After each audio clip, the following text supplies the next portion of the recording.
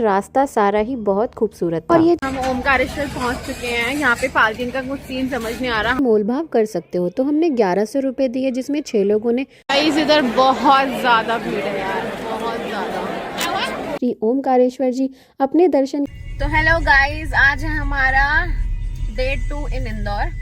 तो आज हम डे 2 पे जा रहे हैं ओमकारेश्वर ज्योतिर्लिंग। तो आपसे हम ओमकारेश्वर ज्योतिर्लिंग ही मिलेंगे। थोड़ा बहुत रास्ता भी दिखाऊंगी। अभी हम आए हैं ब्रेकफास्ट करने के लिए, क्योंकि 3 घंटे का सफर है और टाइम भी हो गया है काफी। सोचा कुछ खा पी लेते हैं, और बच्चे भी साथ में, उनको तो भूख लगती ही है। ये है यहाँ का स्पेशलिटी ब्रेकफास्ट में पोहा विद जलेबी, और जलेबी आ रही है हमारी अभी। जलेबी आ रही है। तो गाइस ये मैंने लिया है यहाँ की कचौड़ी। पता नहीं इसमें इन्होंने कुछ तो डाला है, कुछ मसाला जो डाला है और सब्जी डाली है, वो बहुत टेस्टी है, बहुत तीखी और एकदम गरम मसाले वाली। मज़ा आ रहा है इसमें। तो नाश्ता करने के बाद करीब 11 साढ़े 11 बजे हमने ओमकारेश्वर की तरफ अपना सफर शुरू किया। स्टार्टिंग में सारा रास्ता हाईवे का ही है, लेकिन ज्यादातर हाईवे पे तो रोड का काम ही चल रहा था, और रास्ते में आपको थोड़े थोड़े पहाड़ और नहरें नजर आएंगी। तो गाइस इधर इतना सारा जाम लगा हुआ है ना ओमकारेश्वर के रास्ते पे, मैं आपको दिखाती हूँ।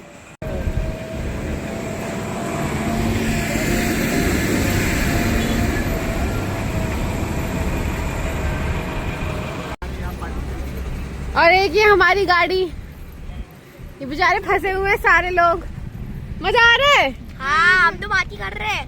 पार्टी कर रहे हो तुम? कितना दूर का है? आगे तक क्या है आप? है तो जाम। क्या खा रहे हो? हम तो बहुत सारी। तो मैंने सिर्फ कहानियों में सुना था कि कीचड़ में ही कमल खिलता है, लेकिन पहली बार मैंने देखा कि सही में कीचड़ में कमल खिलता है। ओमकारेश्वर जाती हुई जो रोड थी उसमें जरूर काम चल रहा था, थोड़ी अजीब सी थी, लेकिन रास्ता सारा ही बहुत खूबसूरत था। और ये जो आपको पुल दिख रहा है, ये नर्मदा नदी के ऊपर बना है, और यहाँ से ओमकारेश्वर मंदिर की दूरी कुल 10 किलोमीटर तक रह जाती है। गूगल मैप इंदौर से कुल 90 किलोमीटर और 3 घंटे का सफर दिखाता है ओमकारेश्वर मंदिर तक, लेकिन जगह जगह रोड का काम चल रहा था, इसलिए हमको वहाँ जाने में कुल 5 घंटे लगे। हम 11:15 बजे निकले थे और अभी टाइम हो रहा है 3:12, यानी कि 4 घंटे से ऊपर का टाइम हो गया है, लेकिन हम अब तक ओमकारेश्वर नहीं पहुंचे।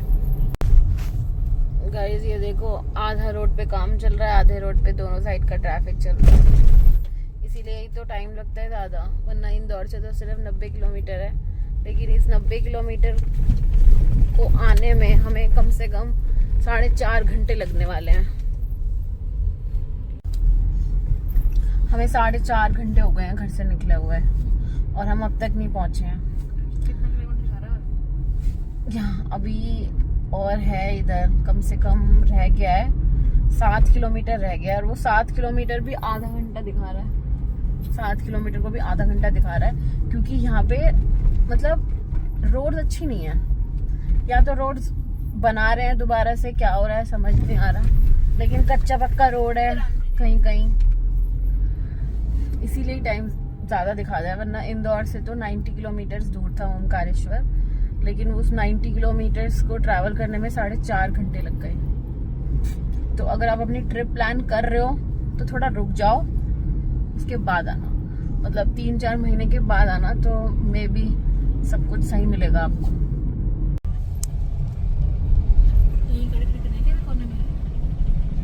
तो गाइस हम ओमकारेश्वर पहुंच चुके हैं। यहाँ पे पार्किंग का कुछ सीन समझ नहीं आ रहा। हमने भी जैसे तैसे अपनी कार लगाई है, और ये जो आपको रास्ता दिख रहा है ये वाला, यहाँ से अब हमें पैदल जाना है, क्योंकि इसके बाद कोई व्हीकल नहीं जाता, आपको यहाँ से पैदल ही जाना पड़ता है।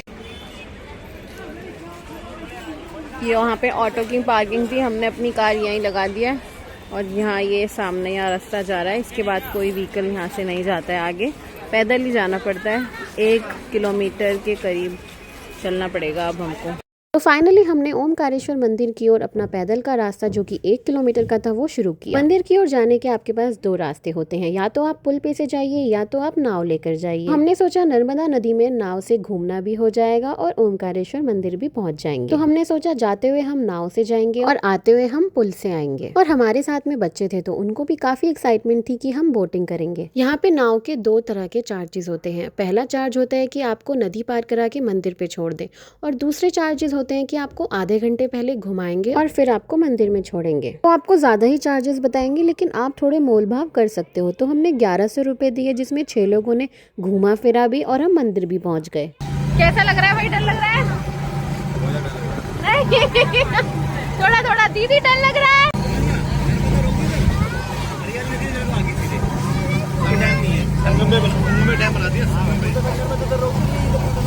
बहुत मजा आ रहा है, थोड़ा थोड़ा डर भी लग रहा है, लेकिन मजा भी आ रहा है।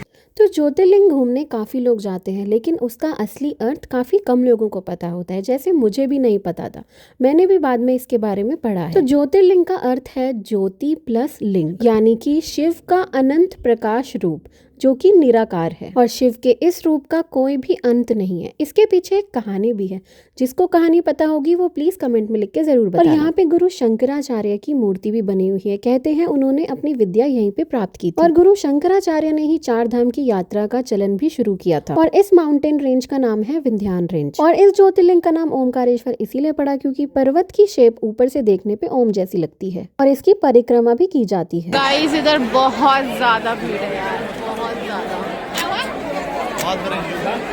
ये परिवार तो वीकेंड का टाइम था, इसलिए यहाँ पे हद से ज्यादा भीड़ थी। यहाँ पे काम करने वाले लोग भी बोल रहे थे कि ऐसी भीड़ हमने कभी नहीं देखी। और हमारे साथ 3 छोटे बच्चे थे, उनके साथ इस भीड़ में घुसना तो भाई इम्पॉसिबल था। भीड़ दिख ही रही होगी, सांस लेने की भी जगह नहीं थी, इतनी भीड़ थी। इतनी ज्यादा भीड़ है ना यहाँ पे, आपको ऑनलाइन बुकिंग करके ही आना चाहिए, वरना तो आपके 4-5 घंटे लग जाएंगे।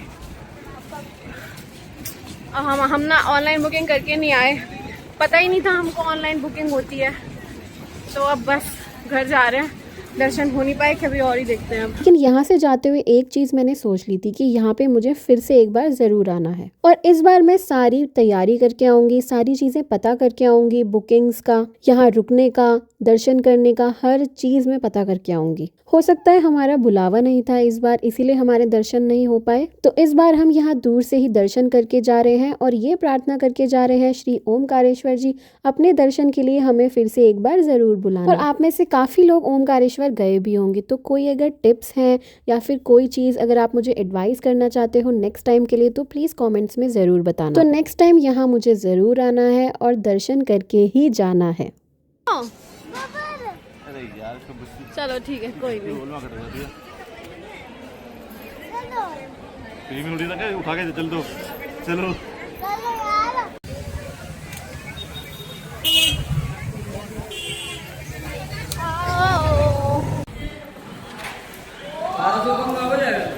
यहाँ पे भी ये यहाँ का विष्णु मंदिर है, प्राचीन विष्णु मंदिर। तो ये था मेरा श्री ओमकारेश्वर का सफ़र, जो कि अधूरा रह गया, और फिर शाम भी हो गई और बच्चों को भूख लगी थी, और फिर हम निकल गए वापस इंदौर की ओर। तो मिलते हैं आपसे अगली वीडियो में एक नई जगह। Thanks for watching and subscribe to my channel.